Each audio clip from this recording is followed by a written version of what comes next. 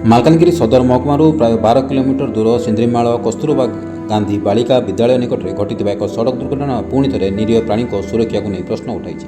ସ୍ଥାନୀୟ ସୂଚନା ଅନୁଯାୟୀ ଏକ ମାଲବାହୀ ଟ୍ରକ୍ ଧକ୍କାରେ ପ୍ରାୟ 15ଟି ଗୋବଂଶର ମୃତ୍ୟୁ ଘଟିଥିଲା। ଘଟଣାର 2 ଦିନ ବିତି ଯାଇଥିଲେ ମଧ୍ୟ ଏହାକୁ ନେଇ ଆଶାନୁରୂପ ପ୍ରଶାସନିକ ତତ୍ପରତା ଦେଖିବାକୁ ମିଳିନଥିବାରୁ ଗୋସେବକ ଲକ୍ଷ୍ୟ ଛାତ୍ରୀ କ୍ଷୋଭ ପ୍ରକାଶ କରିଥିଲେ। ତାଙ୍କ କହିବା ଅନୁସାରେ ଯଦି ଏହି ଘଟଣାରେ ମଣିଷର ମୃତ୍ୟୁ ହୋଇଥାନ୍ତା ତେବେ ତଦନ୍ତ ଆନ୍ଦୋଳନ ଓ ପ୍ରଶାସନିକ କାର୍ଯ୍ୟକଳାପ ତୁରନ୍ତ ଆରମ୍ଭ ହୋଇଥାନ୍ତା, କିନ୍ତୁ ନିରୀହ ଗୋବଂଶଙ୍କ ମୃତଦେହକୁ ନିକଟ ଜଙ୍ଗଲରେ ଫିଙ୍ଗି ଦିଆଯାଇଥିବାରୁ ସେଠାରେ ଦୁର୍ଗନ୍ଧ ସୃଷ୍ଟି ହେଉଥିବା ସହ ପରିବେଶ ମଧ୍ୟ ପ୍ରଭାବିତ ହେଉଛି। ସବୁଠାରୁ ବଡ଼ କଥା ହେଲା ଘଟଣାକୁ ନେଇ କୌଣସି ଅଭିଯୋଗ ରୁଜୁ ହୋଇଛି କି ନାହିଁ ଓ ଦୁର୍ଘଟଣା ପାଇଁ ଦାୟୀ ଗାଡ଼ି ବିରୋଧରେ କି पदक्षेप ନିଆଯାଇଛି ତାହା ସ୍ପଷ୍ଟ ହୋଇନାହିଁ। अभी हम रात के 4 बजे यहाँ पे आए हैं और 10 गौ माता को एक ट्रक वाला ठोक के चले गया है। 10 के 10 गौ माता मर चुके हैं, बस एक गौ माता जिंदा बची है। उसको हम अभी ले जा रहे हैं अमर गौशाला। और कब तक ऐसे काम होते रहेगा, कब तक टाउन में एक्सीडेंट होते रहेंगे और जो एक्सीडेंट करेगा वो बच के जाएगा। कहाँ है गवर्नमेंट, कहाँ है प्रशासन, कहाँ गए सब लोग? ये सब क्या हम ही रेस्क्यू करने के लिए बने? हम 17-18 साल के यंग बच्चे लोग, हम अगर ये रेस्क्यू करेंगे तो गवर्नमेंट कहाँ गया? कहाँ है वो गवर्नमेंट के फंड्स जो आ रहे हैं, कहाँ है वो वेटरनरी मेडिसिन जो आ रहे हैं? हमको तो कुछ नहीं मिल रहा है। हमारा खुद का पैसे जोड़ के हम ये सब कर रहे हैं। बस आपके सपोर्टिंग से ये और हम कर पाएंगे, क्योंकि हमको गवर्नमेंट का कोई सपोर्ट नहीं। अभी ये एक्सीडेंट होकर चले गया, वो ट्रक वाला तो अपना शांति से चले गया, लेकिन ये 10 गौ माता जान खो बैठे।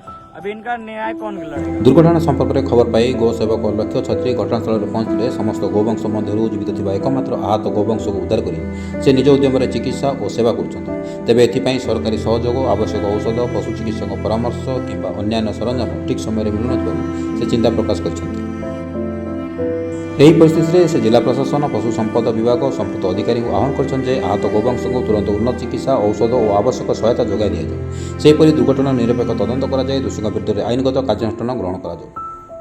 अगर कोई आदमी ऐसा मरता तो 100 लोग आ जाते, लेकिन एक गौ माता मरी है तो कौन आएगा? कोई कार वाला टाउन के बीच में ठोकने से भी लोग मनुष्य को छोड़ देते हैं, और ये ट्रक वाला भी ठोक के भाग चुका है। अगर ये आदमी ठोक के भागता तो कितना इंक्वायरी बैठता, पर ये गौ माता के लिए कौन इंक्वायरी बैठेगा? अगर आपका सपोर्टिंग हमको मिले, हमारा थोड़ा पावर हो जाए तो हम ये सब का न्याय लड़ पाएंगे। अभी पर इनका न्याय कौन लड़ेगा? कौन पुलिस वाला इनके पास आएगा? कौन न्यूज या इसका रिपोर्ट बनाएगा? और कोई आदमी मर जाता तो अभी कितना रिपोर्ट निकल जाता है, पर ये गौ माता मरी है तो कौन रिपोर्ट बनाएगा? कौन न्यूज वाला इसके लिए सामने आएगा? हम रात के 4 बजे उठ के आए हैं, अभी तक हम सोए नहीं।